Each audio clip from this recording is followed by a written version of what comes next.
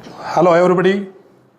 Today we would just discuss something about the topic correct form of the verb.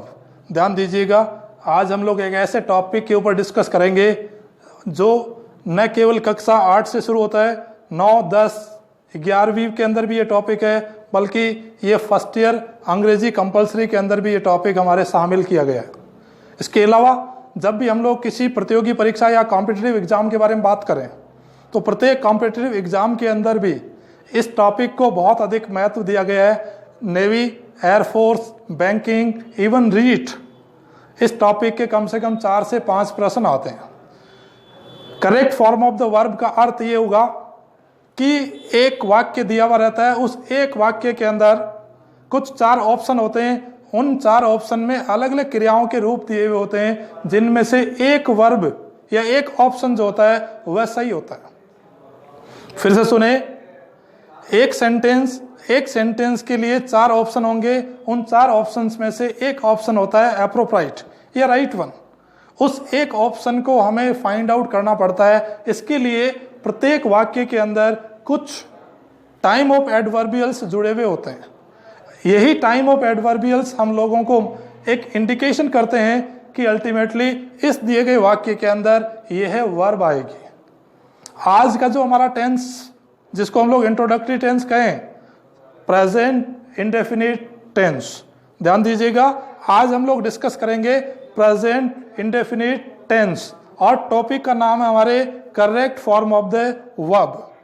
जैसे ही हम लोग एक sentence पाते हैं, इंग्लिश का दिया हुआ एक सेंटेंस पाते हैं, उस एक इंग्लिश के दिए गए सेंटेंस में यदि हम लोगों को कुछ टाइम ऑफ एडवर्बियल्स मिले, बोर्ड के ऊपर आप देख पाएंगे, generally, usually, normally, seldom, often, habitually, sometimes, never, frequently, जैसे यदि शब्द हम लोगों को मिल रहे हैं तो इस वाक्य के अंदर हमें वर्ब की फर्स्ट फॉर्म का प्रयोग करना होगा। एक वाक्य में यदि सब्जेक्ट सिंगुलर दिया हुआ है, सिंगुलर सब्जेक्ट होने की स्थिति में वर्ब के साथ एस और ईएस का प्रयोग और किया जाता है। ध्यान दीजिएगा, सिंगुलर सब्जेक्ट होने की स्थिति में वर्ब के साथ एस और ईएस का प्रयोग और किया जाता है। जिन क्रियाओं के अंत में S, double S, S H, C H, O और एक्स हो, फिर से सुने, X, S, double S, S H, C H और ओ हो, तो ऐसी क्रियाओं के साथ हम लोग ई एस का प्रयोग सिंगुलर सब्जेक्ट होने की अवस्था में करेंगे। ध्यान दीजिएगा, फोकस करना आपको, सिंगुलर सब्जेक्ट होने की स्थिति में हम लोग प्रयोग करेंगे। कुछ वाक्य हो सकते हैं हमारे पास में। फिर से एक बार टाइम ऑफ एडवर्बियल सुन ले, बोर्ड के ऊपर आपको नजर आ जाएंगे। Generally, usually, normally, often, seldom, frequently, normally, every day हो सकता है, every year, every month, every week, every fortnight, every decade और एवरी सेंचुरी जैसा कोई भी शब्द आता है। समटाइम्स तो रिक्त स्थान में वी फर्स्ट प्लस एस और ईएस का प्रयोग करना है। एक एग्जाम्पल लेते हैं हम लोग। एक एग्जाम्पल हम लोग यहां लें, वह कभी झूठ नहीं बोलता है। अब इसमें जो कभी नहीं जो शब्द आ रहा है, ये उस इंग्लिश के सेंटेंस में नेवर के रूप में दिखाया जाएगा। ही नेवर, रिक्त स्थान और आगे दिखा आएगा टेल्स, टेल, लाई, ब्रैकेट में रहेगा टेल। अब हमारे पास आया हुआ सेंटेंस ही नेवर ब्लैंक और lie, in bracket we may have tell. या हमारे पास 4 ऑप्शंस हो सकते हैं, टेल, टेल्स, इज टेलिंग और टोल्ड। जिस टाइप के भी ऑप्शन है, हमें इसमें चेक करना है कि यहां हमारे पास दिया हुआ है नेवर, और उस नेवर होने से हम इसमें भरेंगे वी फर्स्ट, लेकिन हमारा सब्जेक्ट है सिंगुलर ही। ऐसी स्थिति में इस वाक्य के अंदर हम लोग प्रयोग करेंगे टेल्स, और हमारा कंप्लीट जो सेंस आएगा वह सेंस आएगा ही नेवर टेल्स लाई, वह कभी झूठ नहीं बोलता है। एक और सेंटेंस देखते हैं, आई ब्लैंक विश ब्रैकेट में her on the birthday, I blank wish her on her birthday. यह हमारे पास यहां पर आया हुआ है एवरी ईयर, मैं उसे प्रत्येक वर्ष उसके जन्मदिन पर बधाई देता हूं। पूरा सेंटेंस फिर से सुनते हैं एक बार, I blank in bracket wish her birthday every year. यह जो हमारा टाइम ऑफ एडवर्बियल्स है वो होगा एवरी। इस एवरी से हमें पता लगाना है कि यहां ब्लैंक में हमें भरना है वी फर्स्ट प्लस एस और एस, लेकिन इसमें हमारा सब्जेक्ट है आई। उस आई सब्जेक्ट होने से हम इसमें एस और एस का प्रयोग नहीं करेंगे, बल्कि जो ब्रैकेट में दिया हुआ विश, उसी विश को हम लोग ब्लैंक के अंदर यूज करेंगे और हमारा कंप्लीट जो सेंस है सेंटेंस का वो आ जाएगा, I wish her on her birthday every year. मैं प्रत्येक वर्ष उसके जन्मदिन पर बधाई देता हूं। इसी प्रकार का एक वाक्य और लेते हैं हम लोग यहां पर, my father often blank for a walk. यहां ऑफन आया हुआ है और my father means singular subject.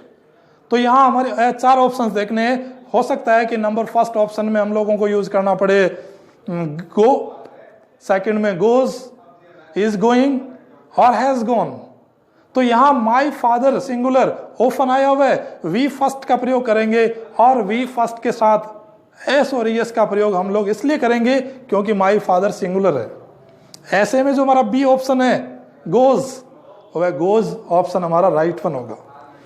In time of adverbials के अलावा हमारे पास एक सेंस और देखना होगा कि यदि दिए गए वाक्य में किसी हैबिचुअल एक्शन की बात हो रही है, किसी साइंटिफिक कैलकुलेशंस की बात हो रही है या एस्टिमेशंस की बात हो रही है, और just we are exposing the habit of someone. यदि हम किसी की आदत का भी उल्लेख कर रहे हैं, इट मीन्स हमें भरना है वी फर्स्ट प्लस एस और ईएस। फिर से सुनते हैं एक बार, habitual action, universal fact, scientific conclusions, mathematical calculations और the habit of someone. In such of having the same sense हमें भरना होगा वी फर्स्ट प्लस एस और ईएस। कई वाक्य हम लोग यहां पर देख सकते हैं। एक है one of the most controversial sentence, 2 and 2 blank 4। इस सेंटेंस के ऊपर जितना हम लोग डिस्कस करें, ये सेंटेंस उतना ही अधिक हम लोगों को प्रॉब्लम करता है। इसमें 2 and 2 को सिंगुलर माने, एक फ्रेज मानते हुए, एक पेयर मानते हुए, तो इसमें हम लोग भरेंगे मैक्स। यदि इसको दोनों को अलग अलग करें, 2 and 2 को एंड लिंकिंग डिवाइस माने, 2 and 2 दो सब्जेक्ट माने, तो इसमें हम लोग यूज करेंगे मेक। लेकिन ultimately Google just suggest all of us to fill in the blank with makes. ध्यान दीजिएगा, 2 and 2 मेक्स 4। अब ये 2 and 2 makes 4, it is mathematical calculations. ये है गणितीय आकलन। इस गणितीय आकलन में हमें वी फर्स्ट का प्रयोग करना है और साथ में एस और एस का प्रयोग इसलिए करेंगे क्योंकि 2 and 2 को एक फ्रेज माना गया है और एक फ्रेज सिंगुलर सब्जेक्ट का सेंस देगा। एक और सेंटेंस देखते हैं, the sun blank in bracket set, S it is set in the waste.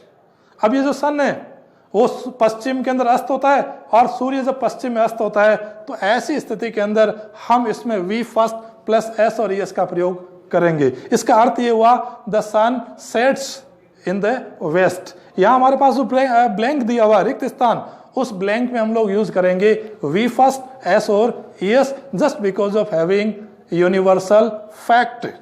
सार्वभौमिक सत्य का बोध हो रहा है, सूरज का अस्त होना और उगना निश्चित है, इसलिए वी फर्स्ट का प्रयोग किया जाएगा।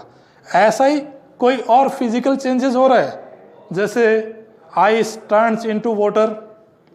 अब आप बर्फ को रखेंगे, गर्मी पड़ेगी तो पिघलेगा। अब ये बर्फ पानी में पिघलता है, it is just a scientific conclusion. तो having such of the scientific conclusion in blank we would fill with we first, or in case of having singular subject we would use s or es with the verb। कुछ ऐसे ही वाक्य हम लोग और भी practice कर सकते हैं। एक और सेंटेंस लेते हैं, वह रोजाना खाना पकाती है। अब इसमें जो रोजाना शब्द आ रहा है, उस रोजाना शब्द को हमें चेक करना पड़ेगा। हम यहाँ यूज करेंगे daily. Singular present indefinite, subject V first S और एस और ऑब्जेक्ट। तो she cooks food daily, she cooks food daily. अब ये जो कुक्स है, ये कुक्स ऑप्शंस में अलग अलग फॉर्म में आ सकता है। कुक, इज कुकिंग, कुक्ड और हैज कुक्ड और हैव कुक्ड, जो भी है हमें चेक करना पड़ेगा। At the end of the sentence it has been given daily. और डेली एक ऐसा एडवर्बियल्स है, टाइम ऑफ एडवर्बियल्स है, जो हमें बताता है कि इस वाक्य के अंदर हमें यूज करना है सब्जेक्ट के बाद वी फर्स्ट, और सिंगुलर सब्जेक्ट होने की स्थिति में हम उसके साथ एस और एस का प्रयोग और करेंगे। Tomorrow we would just discuss something about the second of the tense present continuous. Till then, bye bye.